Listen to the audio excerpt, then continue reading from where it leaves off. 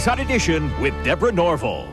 Hi, everybody, and thanks for joining us. Security has become a big business in America in the wake of the September terror attacks. But how good is all this enhanced security we hear so much about?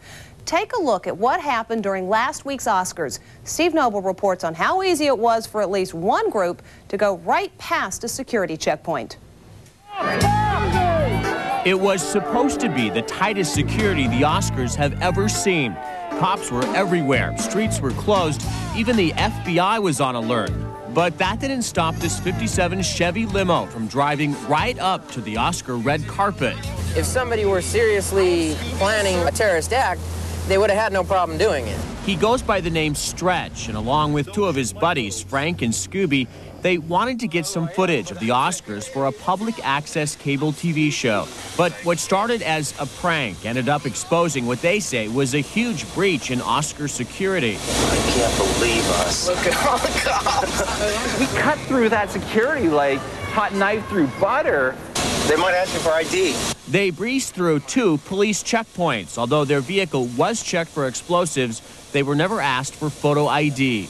It was totally smooth sailing. This unlikely trio couldn't believe how easy it was to find an apparent hole in Oscar security.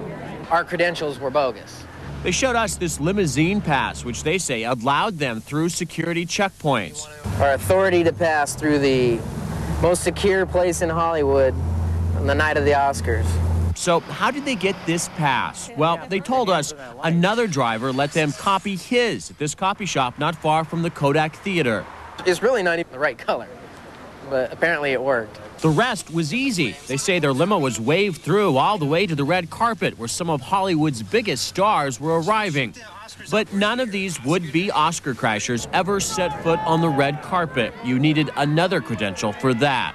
They held us for about a minute to see if we had a celebrity, and which we didn't. They told us to go ahead and pass on through. So they drove off without incident, but with plenty of questions about security. The LAPD told us there was no security breach because they never entered a secure area. If we were kamikaze, we would have definitely just blown the Oscars out of the water. We got no answer from the Motion Picture Academy to our repeated calls for comment.